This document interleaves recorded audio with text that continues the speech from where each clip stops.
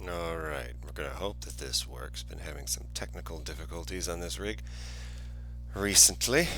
I'm going to continue on. Thank you for watching again. I'm going to continue on here with some more Dr. Jekyll and Mr. Hyde. This is going to be another 2 chapters. Because the first one here, the incident at the window, is only like 4 pages, so we're going to keep going through all of that. So, incident at the window. It chanced on Sunday, when Mr. Utterson was on his usual walk and Mr. Anfeld, that their way lay once again through the by-street, and that, when they came in front of the door, both stopped to gaze on it. "Well," said Anfeld, "that story's at an end at least. We shall never see more of Mr. Hyde."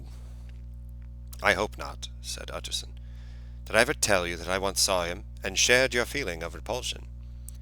"It was impossible to do the one without the other," returned Anfield. "And by the way, what an ass you must have thought me not to know that this was a back way to Dr. Jekyll's. It was partly your own fault that I found it out, even when I did." "So you found it out, did you?" said Utterson. "If that be so, we may step into the court and take a look at the windows. To tell you the truth, I am uneasy about poor Jekyll, and even outside I feel as if the presence of a friend might do him good."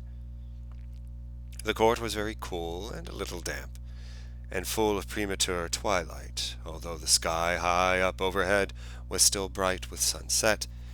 The middle one of the 3 windows was halfway open, and sitting close beside it, taking the air with an infinite sadness of mien, like some disconsolate prisoner, Utterson saw Dr. Jekyll. "What, Jekyll?" he cried. "I trust you are better." "I am very low, Utterson," replied the doctor drearily. "Very low. It will not last long, thank God." "You stay too much indoors," said the lawyer. "You should be out, whipping up the circulation like Mr. Einfeld and me. This is my cousin, Mr. Einfeld, Dr. Jekyll. Come now, get your hat and take a quick turn with us."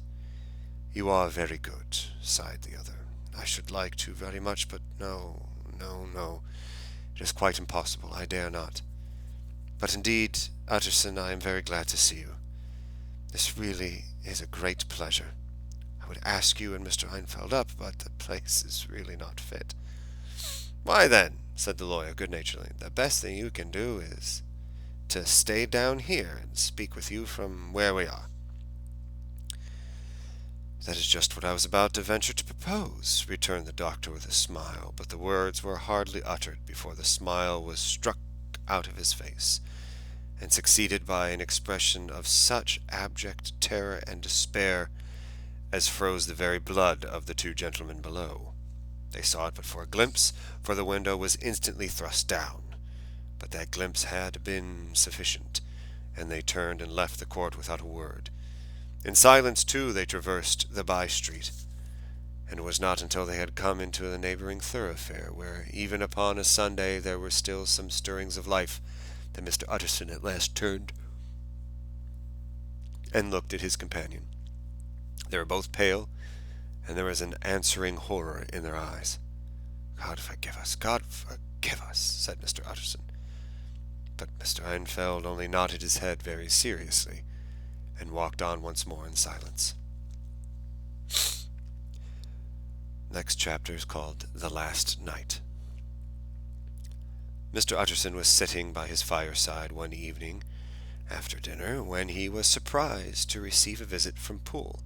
"Bless me, Poole, what brings you here?" he cried, and then, taking a second look at him, "What ails you?" he said. "Is the doctor ill?" "Mr. Utterson," said the man, "there is something wrong." "Take a seat, and here's a glass of wine for you," said the lawyer. "Now take your time, and tell me plainly what you want." "You know the doctor's ways, sir," replied Poole. "Now he shuts himself up. Well, he's shut up again in the cabinet, and I don't like it, sir. I wish I may die if I like it, Mr. Utterson, sir. I'm afraid."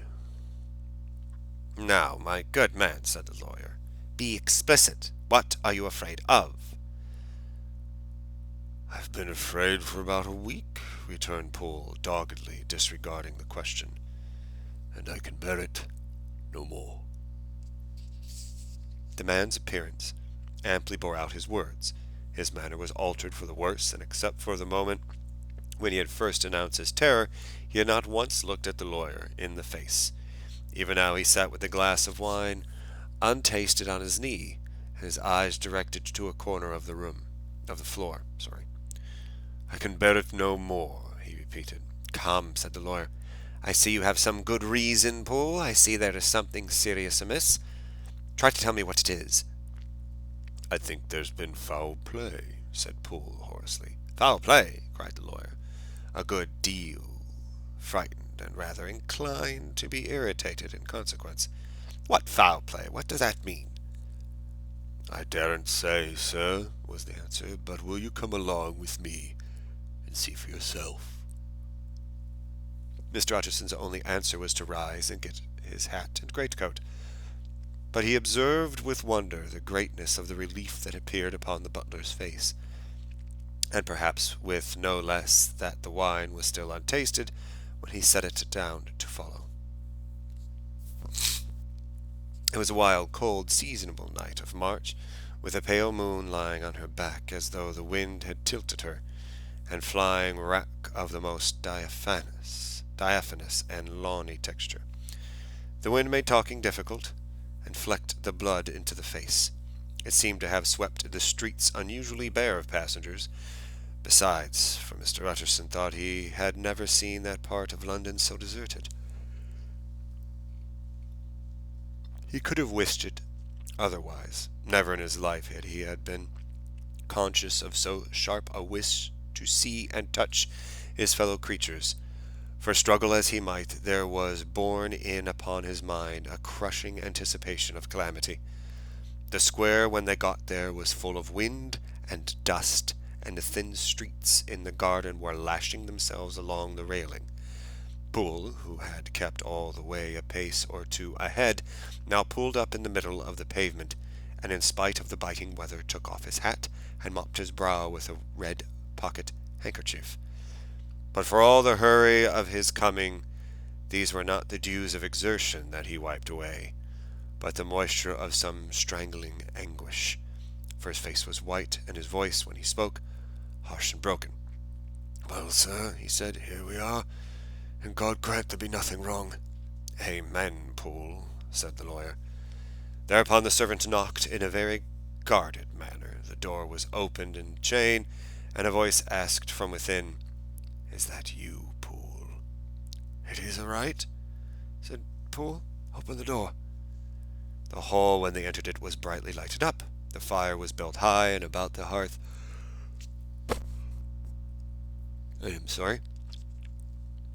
Fire was built high, and about the hearth the whole of the servants, men and women, stood huddled together like a flock of sheep. At the sight of Mr. Utterson, the housemaid broke into hysterical whimpering, and the cook, crying out, "Bless God, it's Mr. Utterson!" ran forward as if to take him in her arms.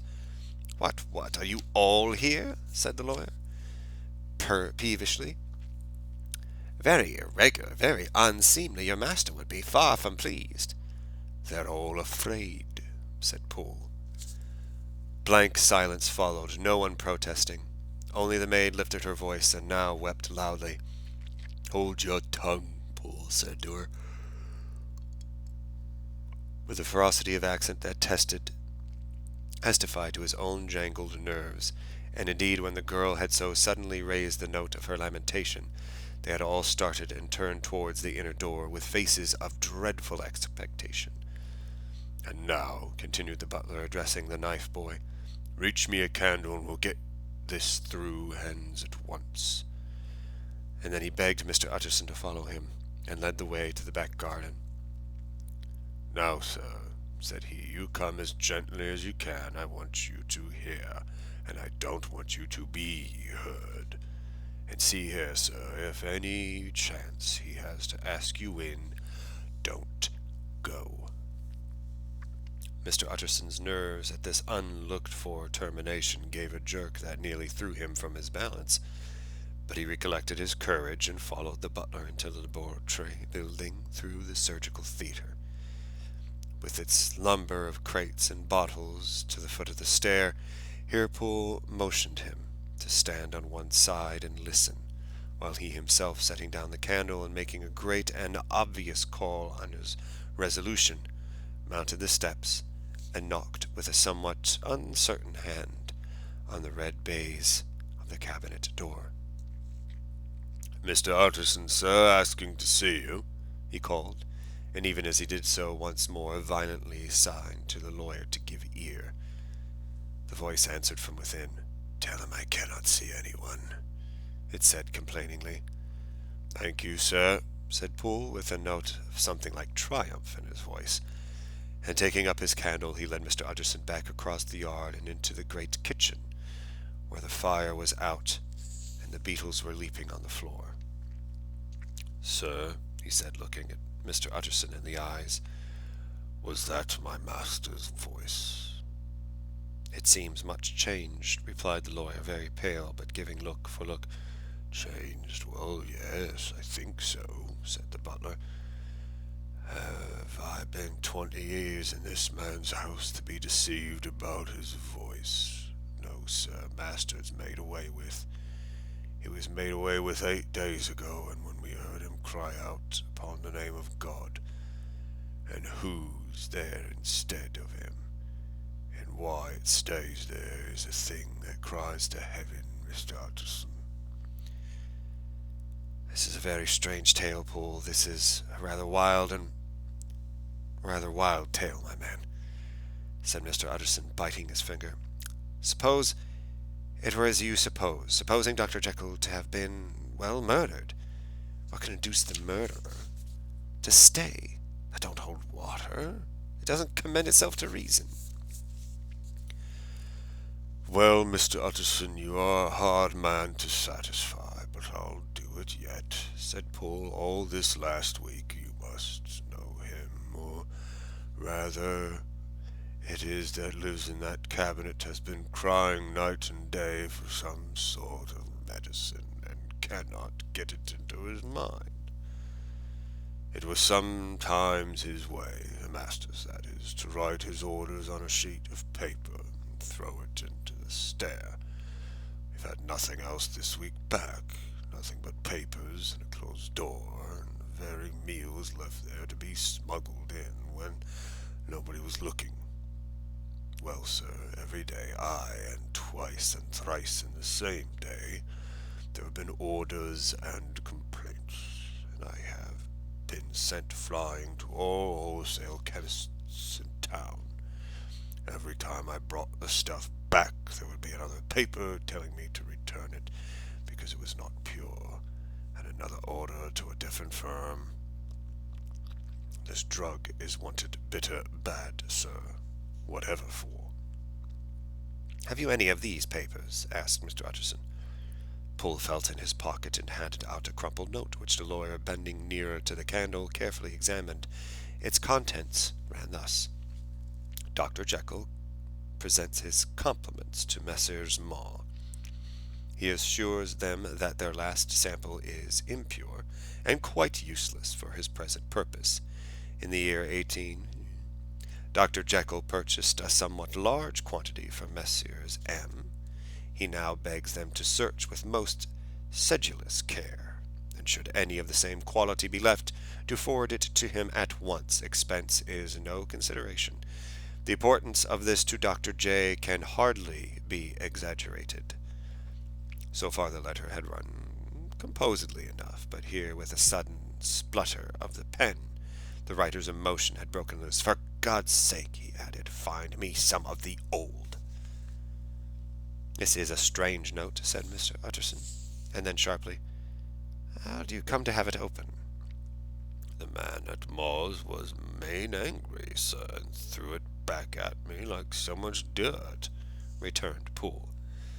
"This is unquestionably the doctor's hand, do you know?" resumed the lawyer. "I thought it looked like it," said the servant rather sulkily.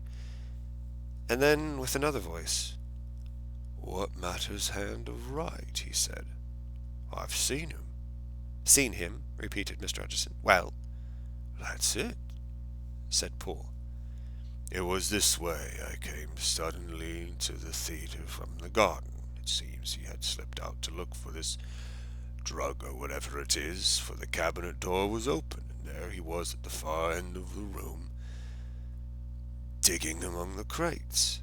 He looked up when I came in, gave a kind of cry, and whipped upstairs into the cabinet. It was but for 1 minute that I saw him, but the hair stood up my head like quills. So if it was my master, why he had a mask upon his face. If it was my master, why did he cry out like a rat and run from me? I've served him long enough, and then... The man paused and passed his hand over his face. These are all very strange circumstances, said Mr. Utterson, but I think I begin to see daylight. Your master, Poole, is plainly seized with one of those maladies that both torture and deform the sufferer. Hence, for aught I know, the alteration of his voice. Hence the mask and the avoidance of his friends. Hence the eagerness to find this drug, by means of which the poor soul retains some hope of ultimate recovery. God grant that he be not deceived. There is my explanation. It is sad enough, Poole, aye, and appalling to consider, but as the plain and natural hangs well together, and delivers us from all exorbitant alarms. Sir, said the butler, turning to a sort of mottled pallor, this thing was not my master, and there's the truth. My master's... Here he looked round him and began to whisper. He's a tall, fine build of a man, and this was more of a dwarf. Utterson attempted to protest. Oh, sir, cried Poole, do you think I do not know my master after 20 years? Do you think I do not know where his head comes to the cabinet door, where I saw him every morning of my life? No, sir, that thing in the mask was never Dr. Jekyll. God knows what it was, but it was never Dr.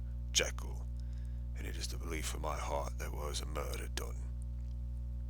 Poole, replied the lawyer, if you say that, it will become my duty to make certain. Much as I desire to spare your master's feelings, much as I am puzzled by this note which seems to prove him to be still alive, I shall consider it my duty to break in that door. Ah, Mr. Utterson, that's talking, cried the butler. And now comes the second question, resumed Utterson. Who is going to do it? Why, you and me, sir, was the undaunted reply. That's very well said, returned the lawyer, and whatever comes of it, I shall make it my business to see that you are no loser. There's an axe in the theatre, continued Poole, if you might take the kitchen poker for yourself. The lawyer took that rude but weighty instrument into his hand and balanced it. Do you know, Poole, he said, looking up, that you and I are about to place ourselves in a position of some peril? You may say so, sir, indeed, returned the butler. It is well, then, that we should be frank, said the other. We both think more than we have said. Let us make a clean breast. This masked figure that you saw, did you recognize it? Well, sir, it went up so quick that the creature was so doubled up I could barely swear to that, was the answer. But if you mean, was it Mr. Hyde? Why, yes, I think it was. You see, it was much the same bigness, and it had that same quick, light way with it. And then who else could have got in by the laboratory door? We've not forgot, sir, that at the time of the murder he still had the key with him. But that's not all. I don't know, Mr. Utterson, if you ever met this Mr. Hyde. Yes, said the lawyer. I once spoke with him. Then you must know well, as all the rest of us, that there was something queer about the gentleman, something that gave a man a turn. I don't rightly know how to say it, sir, beyond this, that if you felt in your marrow kind of cold and thin. I own I felt something of what you describe, said Mr. Utterson. Quite so, sir, returned Poole. Well, when that masked thing like a monkey jumped from among the chemicals and whipped into the cabinet, it went down my spine like ice. Oh, I know it's not evidence, Mr. Utterson. I'm book learned enough for that. But a man has his feelings, and I give you my Bible word it was Mr. Hyde. Aye, said the lawyer, my fears incline to the same point. Evil, I fear, founded. Evil was sure to come of that connection. I believe you. I believe poor Henry is killed, and I believe his murderer, for what purpose God alone can tell, is still lurking in that victim's room. Will let our name be vengeance. Call Bradshaw. The footman came at the summons, very white and nervous. Pull yourself together, Bradshaw, said the lawyer. This suspense, I know, is telling upon all of you, but it is now our intention to make an end of it. Poole here and I are going to force our way into the cabinet. If all is well, my shoulders are broad enough to bear the blame. Meanwhile, lest anything should really be amiss or any malefactor seek to escape out the back, you and the boy must go around the corner with a pair of good sticks and take your post at the laboratory door. We give you 10 minutes to get to your stations. And Bradshaw left. The lawyer looked at his watch. And now, Poole, let us get to ours, he said, and taking the poker under his arm, led the way into the yard. The scud had banked over the moon, and it was now quite dark. The wind, which only broke in puffs and draughts into the deep well of building, tossed the light of the candle to and fro about their steps, till they came into the shelter of the theatre, where they sat down silently to wait. London hummed solemnly all around, but near at hand the stillness was only broken by the sounds of a footfall moving to and fro along the cabinet floor. So we'll walk all day, sir, whispered Poole. Aye, in the better part of the night. Only when the new sample comes from the chemist there's a bit of a break. It's an ill conscience that such an enemy to rest. Sir, there's blood foully shed in every step of it. And hark again, a little closer. Put your heart in your ears, Mr. Hutchinson, and tell me, is that my doctor's foot? The steps fell lightly and oddly, with a certain swing. For all they went so slowly, it was different indeed than the heavy, creaking tread of Henry Jekyll. Utterson sighed. Is there never anything else? He asked. Poole nodded. Once, he said. Once I heard it weeping. Weeping? How that? Said the lawyer, conscious of the sudden chill of horror. Weeping like a woman or lost soul, said the butler. I came away with that upon my heart, that I could have wept too. But now the 10 minutes drew to an end. Poole disinterred the axe from under the stack of piling straw. The candle was set upon the nearest table to light them to the attack. They drew near with bated breath to where the patient foot was still going up and down in the quiet of the night. Jekyll, cried Utterson with a loud voice, I demand to see you. He paused a moment, but there came no reply. I give you fair warning. Our suspicions are aroused, and I must and shall see you, he resumed. If not by fair means, then by foul. If not by your consent, then by brute force. Utterson, said the voice, for God's sake have mercy. That's not Jekyll's voice. It's Hyde's, cried Utterson. Down with the door, Poole. Poole swung the axe over his shoulder. The blow shook the building, and the red baize door leapt against the lock and hinges. A dismal screech, as if mere animal terror, rang from the cabinet. Up went the axe again, and again the panels crashed, and the frame bounded. 4 times the blow fell, but the wood was tough, and the fittings were of excellent workmanship, and it was not until the 5th that the lock burst, and the wreck of the door fell inwards on the carpet. The besiegers, appalled by their own riot and the stillness that had succeeded, stood back a little and peered in. There lay the cabinet before their eyes in the quiet lamplight. a good fire glowing and chattering on the hearth. The kettle singing its thin strain, a drawer or two open, papers neatly set forth on the business table, and nearer the fire the things laid out for tea. The quietest room, you would have said, and but for the glazed presses full of chemicals, the most commonplace that night in London. Right in the midst there lay the body of a man, sorely contorted and still twitching. They drew near on tiptoe, turned it on its back, and beheld the face of Edward Hyde. He was dressed in clothes far too large for him, clothes that the doctor's bigness, the cords of his face still moved with a semblance of life. But life was quite gone, and by the crushed file in the hand, and the strong smell of kernels that hung upon the air, Utterson knew that he was looking on the body of a self-destroyer.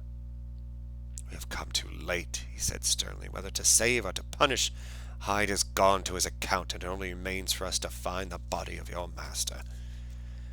The greater proportion of the building was occupied by the theatre, which filled almost the whole ground story, and was lighted from above, and by the cabinet which formed the upper story at one end and looked upon the court.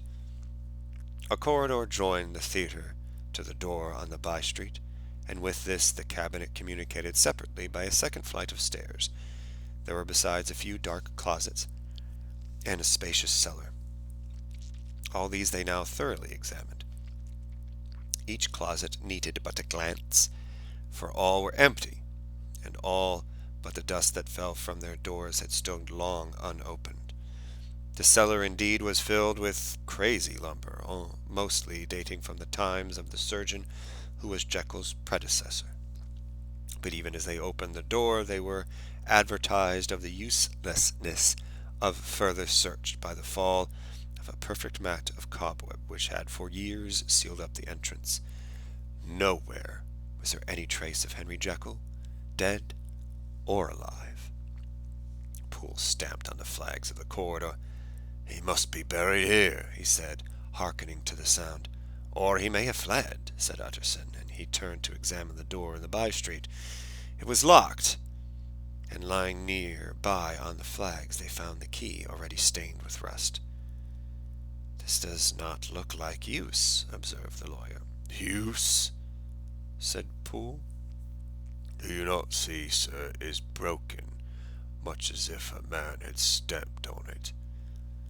"Aye," continued Utterson, "and the fractures, too, are rusty." The two men looked at each other with a scare. "This is beyond me, Poole," said the lawyer. "Let us go back into the cabinet." They mounted the stair in silence, and still with an occasional awestruck glance at the dead body, proceeded more thoroughly to examine the contents of the cabinet. At one table there were traces of chemical work, various measured heaps of some white salt being laid on glass saucers, as though for an experiment, in which the unhappy man had been prevented. "That is the same drug that I always bring in him," said Poole, and even as he spoke the kettle, with a startling noise, boiled over. This brought them to the fireside, where the easy-chair was drawn cosily up, and the tea-things stood ready at the sitter's elbow. The very sugar in the cup. There were several books on the shelf. One lay beside the tea-things open, and Utterson was amazed to find it a copy of a pious work for which Jekyll had several times expressed a great esteem, and annotated in his own hand with startling blasphemies. Next, in the course of their review of the chamber, the searchers came to the cheval glass, into whose depths they looked with an involuntary horror. But it was so turned as to show them nothing but the rosy glow playing on the roof, the fire sparkling in 100 repetitions along the glazed front of the presses, and their own pale, fearful countenances stooping to look in. "This glass has seen some strange things, sir," whispered Poole. "And surely none stranger than itself," echoed the lawyer in the same tones. "For what did Jekyll—" He caught himself up in the word with a start, and then conquering the weakness. could Jekyll want with that? He said. You may say that, said Poole. Next they turned to the business table.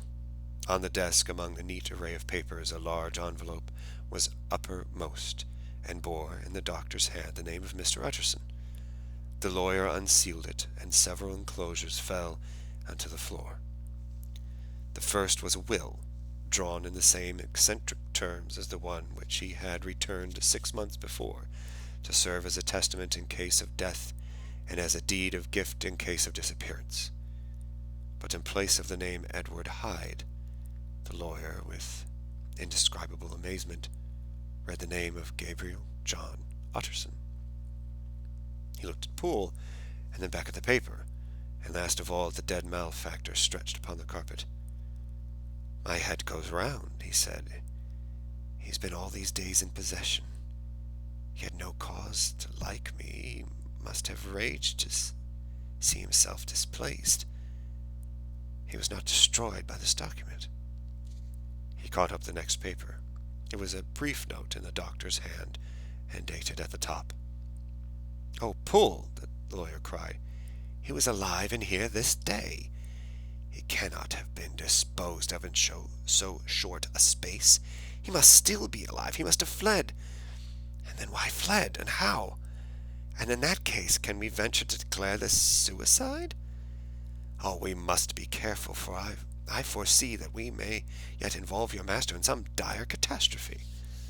"Why don't you read it, sir?" asked Poole. "Because I fear," replied the lawyer solemnly. "God grant I have no cause for it." And with that he brought the paper to his eyes, and read as follows. "My dear Utterson, when this shall fall into your hands I shall have disappeared. Under what circumstances I have not the penetration to foresee, but my instinct and all the circumstances of my nameless situation tell me that the end is sure and must be early. Go, then, and first read the narrative which Lanyon warned me he was to place in your hands, and if you care to hear more, turn to the confession of your unworthy and unhappy friend, Henry Jekyll." "There was a third enclosure?" asked Utterson. "Yes, sir," said Poole, and gave into his hands a considerable packet, sealed in several places. The lawyer put it in his pocket. "I would say nothing of this paper. If your master has fled or is dead, we may at least save his credit. It is now 10. I must go home and read these documents in quiet, but I shall be back before midnight, when we shall send for the police."